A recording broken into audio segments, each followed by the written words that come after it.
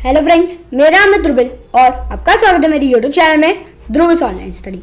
आज मैं आपको बताने जा रहा हूँ क्लास 7 इंग्लिश मीडियम जुलाई 2021 periodic assessment test, time 2 hours, marks 50। तो ये जो पेपर है ये क्लास स्टैंडर्ड 7 का है, क्लास 7 का है, इंग्लिश का पेपर है, इंग्लिश मीडियम का है, जुलाई 2021 का है। और ये किसका पेपर है? ये है पीरियोडिक असेसमेंट टेस्ट का, ठीक है, पीरियोडिक असेसमेंट टेस्ट का। अब ये जो पेपर है उसका टाइमिंग क्या है, इसमें कितना टाइमिंग्स में आपको पूरा पेपर ख़त्म करना है, वो है आपका 2 आवर्स। 2 आवर्स में आपको पूरा का पूरा कंप्लीट पेपर होना चाहिए, ठीक है। फिर यहाँ पे है मार्क्स कितने दिए? मार्क्स है 50 मार्क्स है, ठीक है। 50 मार्क्स यहाँ पे हो, ठीक है, 50 मार्क्स में ये पूरा होगा। आगे यहाँ पे है, अब यहाँ पे हम लोग देखेंगे ये इंग्लिश मीडियम का पेपर है। और एक और चीज़ मैं बताना चाहूँगा कि ये पेपर का सॉल्यूशन तभी देखना जब आपका पूरा का पूरा पेपर ख़त्म हो जाए और आप उसको सबमिट करके आ जाओ। उसके बाद आपको सिर्फ पता लगाना है कि आपको कितने मार्क्स आए हैं एज़ पर द आंसर्स। तो आप लोग पता लगा सकते हो, ठीक है, ऐसे ही पता लगा सकते हो। बट इस पेपर को कोई भी कॉपी या फिर ऐसे अलग अलग प्रकार के यूजेस के लिए मत लेना, ठीक है। सिर्फ ऑनेस्ट रीजंस लेना, ठीक है, ऑनेस्ट रीजंस लेना, ठीक है। फर्स्ट क्वेश्चन देखते थे। फर्स्ट क्वेश्चन है हमारा, read the following passage and answer the following question. पूरा का पूरा जो पैसेज दिया गया है, पैसेज मतलब पूरा का पूरा पैराग्राफ दिया गया है, उसको हमें पहले पढ़ना है, उसके बाद भी आपको आंसर करना है, ठीक है। तो विंसेंट वैन गॉग, ये जो विंसेंट वैन गॉग थे, ठीक है, विंसेंट वैन गॉग आपको ये चैप्टर आ चुका था, ठीक है, स्टैंडर्ड 6 में या फिर 7 में ही आया होगा, ठीक है, स्टैंडर्ड 6 में आया होगा। Vincent van Gogh was an artist who lived in the Netherlands from 1853-1890. He painted more than 900 paintings. During his life, he only sold one painting, but now his paintings are very valuable and famous. Van Gogh liked to use very thick paint and he loved color. ठीक है, तो Vincent van Gogh जो थे वो एक artist थे जो Netherland में रहते थे। और कब तक, मतलब ना 1853 से 1890, मतलब 1853 में उनका बॉर्न हुआ, 1890 में उनकी डेथ हो गई, ठीक है। उन्होंने 900 से भी ज़्यादा पेंटिंग्स बनाई, 900 से भी ज़्यादा उन्होंने पेंटिंग्स बनाई। और उनके पूरे लाइफ स्पैन में, मतलब 1853 टू 1890 तक उन्होंने सिर्फ 1 पेंटिंग बेच पाए, only 1 painting. But now his paintings are very valuable and famous. मतलब उनकी जो पेंटिंग्स थी वो अभी बहुत ज़्यादा फेमस है, लगभग सारी बिक चुकी है, ठीक है, सारी बिक चुकी है और सारे बहुत बड़े बड़े दाम में बिक चुकी है उनकी पेंटिंग। अभी बहुत वैल्यूएबल और बहुत फेमस हो चुकी है उनकी पेंटिंग। बट 1890 तक, 1853 टू 1890, जब तक वो जिंदा थे तब तक उन्होंने सिर्फ ओनली 1 पेंटिंग बेच पाए थे, ठीक है, ओनली 1 पेंटिंग। अब विंसेंट वैन गॉग जो सर थे, वो उनको थिक पेंट करना बहुत ही ज़्यादा अच्छा लगता था। उन्होंने कलरफुल बहुत पेंटिंग बनाते थे, ठीक है, तो इसलिए उनकी जो पेंटिंग्स है आज बहुत ज़्यादा वैल्यूएबल और फेमस है। और उनकी पेंटिंग्स जो है, ठीक है, वो बहुत ज़्यादा प्रेशियस माना जाता है उनकी पेंटिंग्स को, ठीक है, प्रेशियस माना जाता है, ठीक। तभी यहाँ पे हमने पूरा का पूरा पैराग्राफ रीड कर दिया, ठीक है, पूरा का पूरा पैराग्राफ क्या कर दिया है, रीड कर दिया है। तभी हम लोग क्या करेंगे, पूरा का पूरा पैराग्राफ अगर हमने रीड कर दिया है तो हम लोग अभी करेंगे दैट, हम पूरा का पूरा क्या करेंगे, क्वेश्चन आंसर करेंगे, ठीक है, क्वेश्चन आंसर करेंगे। क्योंकि हमने कॉम्प्रिहेंशन ख़त्म कर लिया है तो अभी हम लोग क्या करेंगे, क्वेश्चन आंसर पे जाएंगे, ठीक है। क्वेश्चन आंसर पे आता है। क्वेश्चन आंसर है हमारा फर्स्ट है, तो अबाउट हुम दिस पैराग्राफ इज, किसके बारे में ये पैराग्राफ? तो ये पैराग्राफ है हमारा विंसेंट वैन गॉग के बारे में ये पूरा का पूरा पैराग्राफ है, ठीक है। विंसेंट वैन है, ठीक है, ये वैन है, ये है। अभी यहाँ पे which country the artist belongs to, तो कौन से कंट्रीज में थे? नेदरलैंड में रहते थे, नेदरलैंड से थे, ठीक है, नेदरलैंड से थे। How many paintings did Vincent van Gogh paint? 900, plus paintings, 900 plus paintings मतलब मोर देन 900, ठीक है। What kinds of colour the artist like to use, कौन से टाइप के कलर्स वो यूज़ करते थे, तो उनको बहुत कलरफुल कलर्स चाहिए थे, मतलब बहुत ज़्यादा ब्राइट कलर्स उनको चाहिए थे, मतलब कलर से उनको बहुत प्यार, मतलब थिक पेंट करते थे, ठीक है, thick colours, we can take it thick colours. Give synonym of the word precious from the passage. Precious का मतलब अभी यहाँ पे हमने पढ़ा था वैल्यूएबल, ठीक है, वैल्यूएबल, तो यहाँ पे वैल्यूएबल उसका क्या हो गया, प्रेशियस का सिनोनिम। क्वेश्चन नंबर 1 यहाँ पे खत्म होता है, क्वेश्चन नंबर 1 पूरा का पूरा यहाँ पे खत्म होता है। अभी हम लोग जाएंगे क्वेश्चन नंबर 2 पे। क्वेश्चन नंबर 2 है communicates in familiar situation, complete the dialogues with the given words given in the brackets. तो यहाँ पे डायलॉग्स दिए गए हैं ब्रैकेट्स में, ठीक है, और यहाँ पे पूरा का पूरा ये जो है वो क्या है, हमारा कन्वर्जेशन है। किसके बीच का कन्वर्जेशन है, टीना और रिया के बीच का यहाँ पे क्या है, कन्वर्जेशन है, ठीक है, टीना और रिया के बारे में पूरा का पूरा कन्वर्जेशन यहाँ पे गिवन है। तो अब यहाँ पे जो ब्रैकेट्स दिए गए हैं, ठीक है, ब्रैकेट्स जो दिए गए हैं उसके बारे में हमें करना है।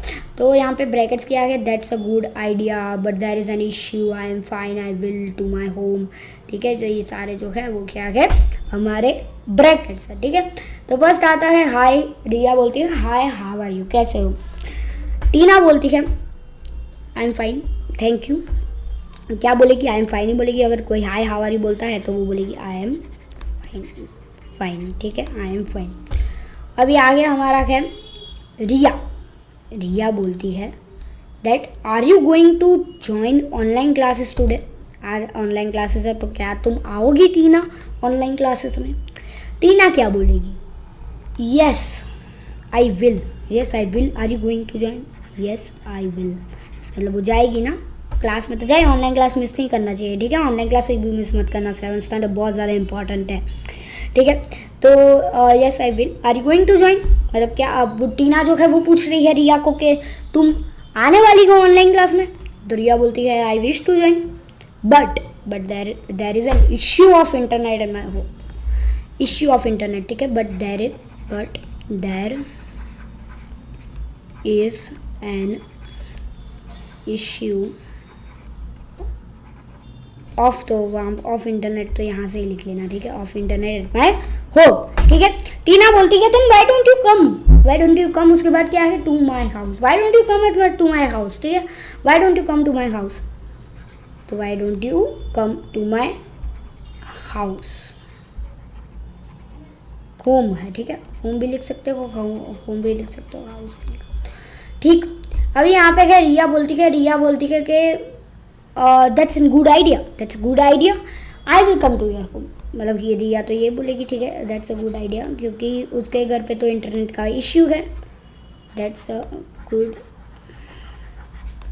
आइडिया, ठीक है, उसके होम में तो इंटरनेट का इश्यू है, तो फिर वो तो ये बोलेगी कि आऊँगी मैं, ठीक है, उसको तो क्लास अटेंड करने हैं, ठीक है, तो वो यही बोलेगी। आगे बढ़ते हैं, आगे क्वेश्चन नंबर 2 पूरा का पूरा हमारा खत्म हो चुका है। यहाँ पे क्वेश्चन नंबर 3 पे चलते हैं। क्वेश्चन नंबर 3 है find out the rhyming words from the given poem. Poem पहले पढ़ लेते हैं, ठीक है, उसके बाद हम राइमिंग वर्ड्स निकालेंगे। 1 2 बगल में shoe, 3 4 shut the door, 5 6 pick up the sticks, 7 8 state them straight, 9 10 a big fat hen, ठीक है। तो ये पूरा का पूरा क्या हो गया, क्या हो गया, ये एक पोएम होगी, ठीक है, ये एक पोएम होगी। अब ये एक पोएम है, ठीक है। 1 2 buckle my shoe, 3 4 shut the door, 5 6 pick up the stick, 7 8 sit them straight, 9 10 a big fat cat। तो यहाँ पे क्या है, इसके यहाँ पे नंबर्स दिए गए, ठीक है, 2 4 6 8 10। तो इससे लगते इस पूरे पोएम में कौन से राइमिंग वर्ड्स है, मतलब 2 जो है तो 2 का राइमिंग वर्ड इसमें क्या है, शू, तो we can write it like that, shoe, 2 shoe, familiar लग रहा है ना थोड़ा। फिर 4 है तो 4 डोर, ठीक है, 4 पे डोर। और 6 है 6 स्टिक्स, ठीक है, दोनों सेम है तो इसको राइमिंग वर्ड्स बोलते हैं। 8 स्ट्रेट, ठीक है, 8 और स्ट्रेट, तो that is also rhyming word of 8। 10 हैन, 10 का तो हैन, ठीक है, यहाँ पे गिवन है 10 हैन, बिग फैट हैन, ठीक है। तो यहाँ पे क्वेश्चन नंबर 3 भी हमारा खत्म होता है। क्वेश्चन नंबर 4 पे चलते हैं। क्वेश्चन नंबर 4 है हमारा find synonyms of the following from the words given in the bracket. तो यहाँ पे सिनोनिम्स दिए गए, तो सिनोनिम्स हमें ढूंढने का। यहाँ पे जो ब्रैकेट्स दिए गए हैं उसमें से मतलब इमेज है, तो इमेज का सिनोनिम क्या होता है, इसी इमेज को कौन सा वर्ड दूसरा बोला जाता है, ठीक है। तो ये जो ब्रैकेट है उसमें से बोलना है। इमेज है तो इमेज को कौन सा वर्ड दूसरा बोला जाता है, पिक्चर। इमेज को पिक्चर बोलते हैं ना, इमेज को पिक्चर। अभी एंड है तो एंड को हम फिनिश बोल सकते हैं, एंड को हम फिनिश बोल सकते हैं, ठीक है, फिनिश फिनिश। अभी ordinary, ordinary mean simple, simple and normal, पर यहाँ पे सिंपल दिया गया है तो सिंपल, ठीक है। एंशिएंट है तो एंशिएंट का सिनोनिम ओल्ड, ओल्ड, ठीक है, ओल्ड। ब्यूटीफुल है तो ब्यूटीफुल का प्रीटी, ठीक है। तो ये सारे आ गए। पिक्चर, ये पिक्चर रहा। फिनिश तो ये फिनिश रहा। सिंपल तो ये सिंपल। ओल्ड, ये ओल्ड। और प्रीटी, और ये pretty. Okay, question number 4 completed. Question number 4 हमारा कंप्लीट होता है। क्वेश्चन नंबर 5, क्वेश्चन नंबर 5 हमारा find adjective from the what, from the following sentences. यहाँ पे सेंटेंसेस दिए गए, उसमें से हमें क्या फाइंड करना है, और एडजेक्टिव फाइंड करना है, एडजेक्टिव फाइंड। तो यहाँ पे क्या है, अ फियर्स लायन स्लीपिंग, मतलब फियर्स लायन, फियर्स क्या हो गया हमारा एडजेक्टिव। तो अभी यहाँ पे एडजेक्टिव पर लाइन कर रहा हूँ, आपको लिखना है, ठीक है, फियर्स। फिर यहाँ पे है अवी इज अ स्मार्ट बॉय। तो बॉय क्या है, स्मार्ट है, तो स्मार्ट क्या है, स्मार्ट हमारा है एडजेक्टिव। अब यहाँ पे है I am writing with a black pen. तो कौन सी पेन, ब्लैक है, तो black pen is specifically mention. तो हम लोग लिख सकते हैं कि that is adjective of the pen. अब यहाँ पे है Jaipur is known as pink city. City जो है कौन सी सिटी, पिंक सिटी। तो पिंक सिटी क्या है, पिंक क्या है, एडजेक्टिव है, ठीक है। मीनी हैज ब्लू आइज, मतलब आइज कौन सी आइज, ब्लू आइज। तो ब्लू क्या है, हो गया एडजेक्टिव हो गया, ठीक है। ये सारी चीजें एडजेक्टिव हो गई। तो क्वेश्चन नंबर 5 यहाँ पे खत्म होता है। क्वेश्चन नंबर 6 पे चलते हैं। क्वेश्चन नंबर 6 हमारा है observe the picture and write down the following 5 sentences about it. तो पूरा का पूरा पिक्चर दिया गया है, ठीक है, पूरा का पूरा पिक्चर दिया गया है। यहाँ पे बोर्ड है, यहाँ पे बेंचेस लगी हुई है, यहाँ पे एक दो डोर्स है, यहाँ पे एक विंडो है, ठीक है, बहुत सारी चीज़ें दी गई है। और क्या सिर्फ 5 सेंटेंसेस लिखने हैं, सिर्फ 5 सेंटेंसेस लिख रहे हैं। तो हम लोग देख लेते हैं कौन से 5 सेंटेंसेस हैं। This is the picture of classroom. जो पिक्चर था वो क्लासरूम का था। Classroom is very dirty. हम लोग देख सकते हैं कि क्लासरूम बहुत ही ज़्यादा गंदा था, ठीक है, बहुत ज़्यादा गंदा था classroom. There are many desk and chairs in the classroom. बहुत सारे डेस्क और चेयर्स भी थी। There are many papers in the classroom. बहुत सारे पेपर्स भी थे क्लासरूम में, ठीक है। और लास्ट हमारा है no student is in the classroom. कोई भी स्टूडेंट नहीं था क्लासरूम में, ठीक है। आगे बढ़ते हैं। आगे हमारा है Hiya is writing a new post for her blog. She is trying to think of 5 uses of a tin can help her to write. मतलब यहाँ पे 5 यूजेस ऑफ टिन कैन को हमें यूज़ करना है, ठीक है। कौन कौन से टिन कैन, तो हम पेन स्टैंड भी यूज़ कर सकते हैं, ठीक है। टिन कैन को we can use it like pen stand. फिर हम लोग उसका पिगी बैंक भी बना सकते हैं, पिगी बैंक भी बना सकते हैं। फिर उसको एक टाइप ऑफ बॉक्स या डब्बा की तरह भी यूज़ कर सकते हैं। फिर हम लोग उसको एक स्टोरेज की तरह भी यूज़ कर सकते हैं, ठीक है, स्टोरेज की तरह यूज़ कर सकते हैं। और एक चीज़ है कि हम उसको रिसाइकल कर सकते हैं, हम उसको रिसाइकल कर सकते हैं, ठीक है, रिसाइकल कर सकते हैं, रीयूज़ भी कर सकते हैं, ठीक है, रीयूज़।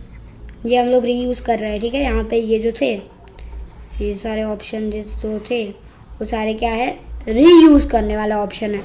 बट ये रिसाइकल हमारा रीयूज़ वाला नहीं है, उसको पूरा रिसाइकल करके बनाया जाता है नया वाला, ठीक है। अभी हम लोग आते हैं क्वेश्चन नंबर 8 पे। क्वेश्चन नंबर 8 है find O family words from the table and write them below. तो वैसे वर्ड्स जिसमें बीच में ओ आता है वैसे वर्ड्स को ढूंढो, ठीक है। 5 ऐसे वर्ड को ढूंढो।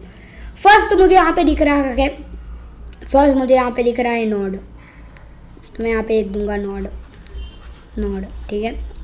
फिर मुझे यहाँ पे एक लिख रहा है गॉड, तो हम यहाँ पे लिख देंगे गॉड। फिर यहाँ पे एक है मॉब, मॉब है, ठीक है, मॉब, मॉब, मॉब, मैं लिख दूंगा यहाँ पे मॉब। फिर यहाँ पे दिख रहा है मुझे एक रॉड, रॉड दिख रहा है, ठीक है, रॉड, रॉड। फिर यहाँ पे एक पॉड, पॉड भी है, ठीक है, पॉड। तो ये हो गए 5 वर्ड्स, ओ फैमिली वर्ड्स, 5 ओ फैमिली वर्ड्स, जिसको हम यहाँ पे इस फिगर में देख सकते हैं। ठीक है, आगे बढ़ते हैं क्वेश्चन नंबर 9 पे। क्वेश्चन नंबर 9 है arrange the words in alphabetical order. Alphabetical order में हमको इस जो वर्ड्स थे उसको हमें अरेंज करना है। ठीक है, अरेंज करना है। कैसे करेंगे अरेंज? ठीक है, देखते हैं। Recycle, destroy, concrete, dirt, almost. ठीक है, तो इसको अल्फाबेटिकल ऑर्डर में करना है, मतलब पहले ए आएगा, फिर बी, सी, ऐसे कैसे करके आपको करना है। इसमें सबसे पहला लेटर आता है RDCD, ए। तो सबसे पहला इसमें क्या आता है? ए। तो मतलब ए अल्फाबेटिकल ऑर्डर में फर्स्ट है, मतलब ऑलमोस्ट इज द फर्स्ट। ठीक है, फर्स्ट इज ऑलमोस्ट। सेकेंड हमें यहाँ पे दिख रहा है सी, ए के बाद बी आता है, बी यहाँ पे है नहीं, सी है, तो उसको हम लिख देंगे कॉन्क्रीट। कॉन्क्रीट हमारा क्या हो गया? हमारा हो गया सेकंड। थर्ड हमारा क्या है? थर्ड हमारा क्या? डर्ट, डी से होता है। ठीक है, डर्ट भी होता है, डिस्ट्रॉय भी होता है। अब कौन सा लिखेंगे? सेकंड लेटर देखते हैं। सेकंड लेटर हमारा इसमें ई है और इसमें आई है, मीन्स ई पहले आता है, तो थर्ड में हम लोग पहले लिखेंगे डिस्ट्रॉय, डिस्ट्रॉय। और उसके बाद फोर्थ में हम लोग लिखेंगे डर्ट, डर्ट। ठीक है, डर्ट। और फिफ्थ लास्ट हमारा बचा है रिसाइकल, जो लास्ट में आता है। ठीक है, आर है उसका फर्स्ट लेटर, तो यहाँ पे हम लिख देंगे रिसाइकल। ठीक है, रिसाइकल। तो क्वेश्चन नंबर 9 यहाँ पे खत्म होता है। अभी हम लोग आते हैं last question of the paper, वो है हमारा write a letter to your friend explaining him the importance of tree. तो एक लेटर लिखना है जिसको आपको अपने फ्रेंड को लिखना है, इम्पोर्टेंस ऑफ ट्रीज को एक्सप्लेन करते हुए कि ट्रीज कितने इंपॉर्टेंट होते हैं। ठीक है, तो लेटर लिख देते हैं। ठीक है, लेटर पहले आपको अपना एड्रेस लिखना है, उसके बाद आपको सिटी लिखनी है, आप कौन सी सिटी में रहते हो। उसके बाद आपको अपना पिन कोड लिखना है, पिन कोड नंबर लिखना है। ठीक है, उसके बाद आपको लिखना है अपनी डेट। मैं 28 जुलाई को ये लिख रहा हूँ, तो ये 28 जुलाई। आप अगर कोई और डेट मान लो कि आप यहाँ पे लिख ही देता हूँ योर डेट। ठीक है, योर डेट। तो ऐसा मान लो कि आप लोग लिख रहे हो 28 जुलाई 2022 पे, तो आप अलग डेट लिख सकते हो। ठीक है, डियर रोहित, नाम अपना फ्रेंड का ले लो। Hi, how are you? Hope you all are well, hope you are well.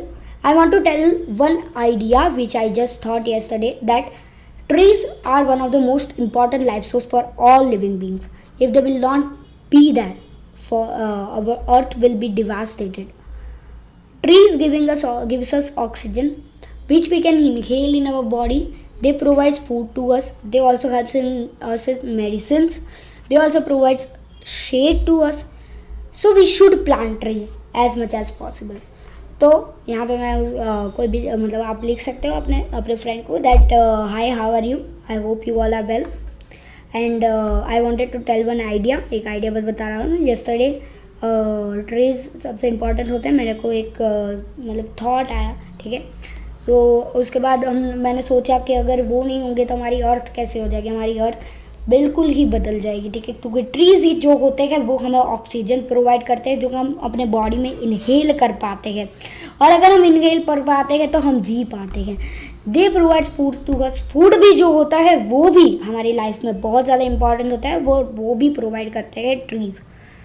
वो हमारी मेडिसिन बनाने में, हमारे जो बड़े बड़े डिसीजेज होते हैं उसको भी क्योर करने में हमारे ट्रीज जो होते हैं दैट आर हेल्पिंग अस। ठीक है, और वो शेड होता है ट्रीज का शेड भी हमको बहुत ज़्यादा हेल्प करता है। तो हमको जो ट्रीज होते हैं उसको प्लांट करना होता है कि एज मच एज पॉसिबल, कितने भी करो, 100 करो, 1000 करो, लाख करो, करोड़ करो। ठीक है, पर ट्रीज प्लांट करनी चाहिए। ठीक है, एक भी करोगे ना तो वो बहुत ज़्यादा हेल्पफुल रहेगा। Your friend, your name. ठीक है, अब योर फ्रेंड्स लिखना, फ्रेंड लिखना है, और आपका यहाँ पे खुद का नाम लिखना है। ठीक है, तो ये था हमारा standard 7 English medium periodic assessment test का पूरा पेपर सॉल्यूशन। तो thank you for watching. Please like, share, subscribe the channel and press the bell icon.